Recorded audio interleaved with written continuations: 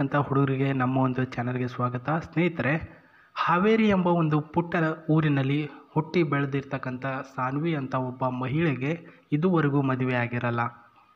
ವಯಸ್ಸು 25 ವರ್ಷ ಆಗಿರುತ್ತೆ. ಕೆಲವೊಂದಿಷ್ಟು ಸಮಸ್ಯೆಯಿಂದ ಸ್ವಲ್ಪ ಲೇಟ್ ಆಗಿರುತ್ತೆ ಮದುವೆಗೆ. ಇವಾಗ ಎಲ್ಲನೂ ಕೂಡ ಪ್ರಾಬ್ಲಮ್ ಸಾಲ್ವ್ ಮಾಡ್ಕೊಂಡಿರ್ತಕ್ಕಂಥ ಈ ಒಂದು ಸಾನ್ವಿ ಅವರು ಪ್ರಸ್ತುತ ಮದುವೆ ಆಗೋದಕ್ಕೆ ತಯಾರಿ ಮಾಡ್ಕೊಂಡಿರ್ತಾರೆ. ಇವರ ತಂದೆ ಹೆಸರು ಚಂದ್ರಕಾಂತ್ ಅಂತ. 7 ಲಕ್ಷ ರೂಪಾಯಿಯ ದುಡ್ಡಿನ ಒಂದು ಒಡತಿ ಕೂಡ ಇವರು ಆಗಿದ್ದಾರೆ. ನೋಡೋದಕ್ಕೆ ಹೆಂಗಿದ್ದಾರೆ ಅಂತ ಫೋಟೋ ಕೂಡ ಕಳಿಸಿದ್ದಾರೆ. ಕ್ಲಿಯರ್ ಕಟ್ಟಾಗಿ ನೋಡ್ಕೊಳ್ಳಿ. ಇಷ್ಟ ಆದರೂ ಅಂದರೆ ಮುಂದುವರೆದು ವಿಡಿಯೋನ ನೋಡಿ. ಇರುವಷ್ಟು ದಿನ ಖುಷಿಯಾಗಿ ಇರಬೇಕು ಅನ್ನುವಂಥ ಒಂದು ಬಯಕೆಯಲ್ಲಿ ಇರ್ತಕ್ಕಂಥ ಈ ಒಂದು ಸಾನ್ವಿ ಅವರು ಯಾರಿಗೂ ಕೂಡ ಹೆದರುಗೋದಿಲ್ಲ. ಪ್ರಸ್ತುತ ನನ್ನ ಜೀವನ ನಾನು ಲೀಡ್ ಮಾಡ್ಕೊಂಡು ಹೋಗ್ತೇನೆ ಹೊರತು ಯಾರ ಮೇಲೂ ಕೂಡ ಅವಲಂಬಿತವಾಗಿಲ್ಲ ಅಂತ ಹೇಳ್ತಾರೆ. ಯಾಕಂದರೆ ಒಂದು ಓದಿರ್ತಕ್ಕಂಥ ಹುಡುಗಿ ಏನೆಲ್ಲ ಮಾತಾಡ್ಬೋದು, ಎಲ್ಲ ರೀತಿಯಲ್ಲೂ ಕೂಡ ಜೀವನದ ಪಾಠ ಕಲ್ತಿರ್ತಕ್ಕಂಥದ್ದು ಸಾನ್ವಿ ಅವರು. ತುಂಬ ಚೆನ್ನಾಗಿದೆ ನೋಡೋದಕ್ಕೆ. ಲಕ್ಷಣವಾಗಿರ್ತಕ್ಕಂಥ ಮುಖ, ಲಕ್ಷಣವಾಗಿರ್ತಕ್ಕಂಥ ಶರೀರ ಕೂಡ ಇವರು ಹೊಂದಿದ್ದಾರೆ. ಸ್ವಲ್ಪ ಪಾಯಿಂಟ್ಗಳು ಏನು ಹೇಳಿದ್ದಾರೆ ಅಂದರೆ, ಸಾನ್ವಿ ಅವರು ಹೇಳಿರೋದು, ನಾನು ಯಾವ ತರಹದ ಒಂದು ಹೆಣ್ಣು ಅಂದರೆ ನಿಮಗೆ ಗೊತ್ತಾಗದ ರೀತಿಯಲ್ಲಿ ನನ್ನ ಜೊತೆ ಏನಿರ್ತೀರಾ ಅದೇ ರೀತಿ ನಾನು ಕೂಡ ನಿಮ್ಮ ಜೊತೆ ಯಾವ ರೀತಿ ಇರಬೇಕು, ಯಾವ ರೀತಿ ಇರಬಾರ್ದು ಅನ್ನೋದ್ರ ಬಗ್ಗೆ ಪ್ರತಿಯೊಂದನ್ನು ಕೂಡ ತಿಳಿದುಕೊಂಡಿರ್ತಕ್ಕಂಥ ಹೆಣ್ಣು. ಇವಾಗ ನೀವು ಕುಡ್ಕೊಂಡು ಬಂದರೆ ನಾನು ನಿಮ್ಮ ಜೊತೆ ಯಾವ ರೀತಿ ವರ್ತಿಸಬೇಕು, ಚೆನ್ನಾಗಿದ್ದಾಗ ಕಷ್ಟ ಬಂದಾಗ ಯಾವ ರೀತಿ ವರ್ತಿಸ್ಬೇಕು, ಇದೆಲ್ಲನೂ ಕೂಡ ತಿಳ್ಕೊಂಡಿರ್ತಕ್ಕಂಥ ಹೆಣ್ಣು. ಆ್ಯಂಡ್ ಈ ಒಂದು ಪಾಯಿಂಟ್ ಕೂಡ ನೀವು ಓದ್ಕೊಳ್ಳಿ.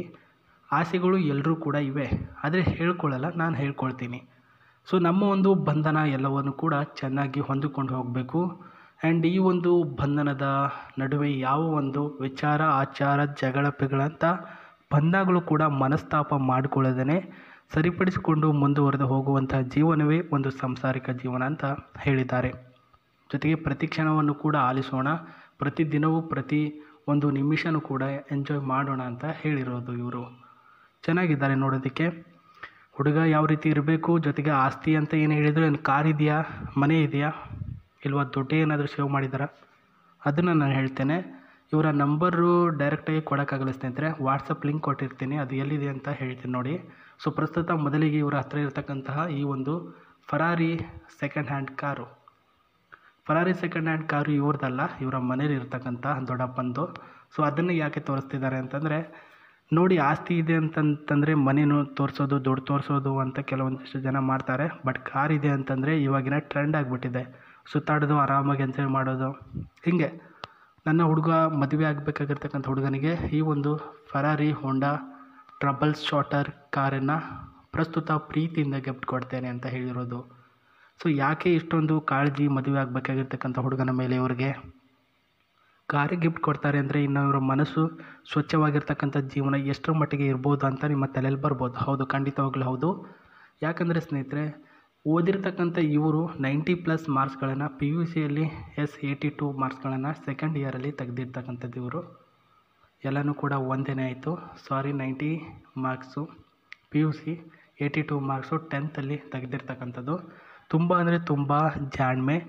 ಮತ್ತು ಇವರ ಕುಟುಂಬದಲ್ಲಿ ಆಗಿರ್ತಕ್ಕಂಥ ಜಗಳಗಳು, ಮನಸ್ತಾಪಗಳು, ಇವರ ತಂದೆ ತಾಯಿಯವರು ಬೇರೆ ಆಗಿರ್ತಕ್ಕಂಥ ಕಾರಣದಿಂದ ಇವರಿಗೆ ಯಾವಾಗ ತಿಳುವಳಿಕೆ ಬಂದಾಗ ನಾನು ಮುಂದೆ ಯಾವ ರೀತಿ ಇರಬೇಕು ಅಂತ ಇವರಿಗೆ ಅರಿವಾಗಿದೆ. ಹಾಗಾಗಿ ಒಂದು ಸಂಸಾರ ಮಾಡ್ತಕ್ಕಂಥ ಒಂದು ಹುಡುಗನಿಗೆ ಒಂದು ಸ್ವಲ್ಪ ತೃಪ್ತಿ, ಒಂದು ಸ್ವಲ್ಪ ಆಸೆಗಳನ್ನು ಮತ್ತು ಸುಖವನ್ನು ನೀಡಿದರೆ ಅವರು ನನ್ನ ಬಿಟ್ಟು ಹೋಗಲ್ಲ ಅಂತ ಒಂದು ಕನಸು ಇವರದ್ದಾಗಿದೆ. ಹಾಗಾಗಿ ಇವರು ಗಿಫ್ಟನ್ನು ನಿಮಗೆ ಕೊಡ್ತಿದ್ದಾರೆ. ಆ್ಯಂಡ್ ಇವ್ರನ್ನ ನೀವು ಪ್ರಸ್ತುತ 39591 gmail.com ಭೇಟಿ ಆಗ್ಬೋದು. ಅದಾಗಲಿಲ್ಲ ಅಂದರೆ ಡಿಸ್ಕ್ರಿಪ್ಷನಲ್ಲಿ ವಾಟ್ಸಪ್ ಲಿಂಕ್ ಕೊಟ್ಟಿದ್ದೇನೆ, ಅಲ್ಲಿಂದಲೂ ಕೂಡ ನೀವು ಇವ್ರನ್ನ ಡೈರೆಕ್ಟಾಗಿ ಭೇಟಿಯಾಗಿ. ಆ್ಯಂಡ್ ಈ ಒಂದು ಫರಾರಿ ಕಾರಿನ ಒಳಗಡೆ ನೋಡ್ಕೊಳ್ಳಿ.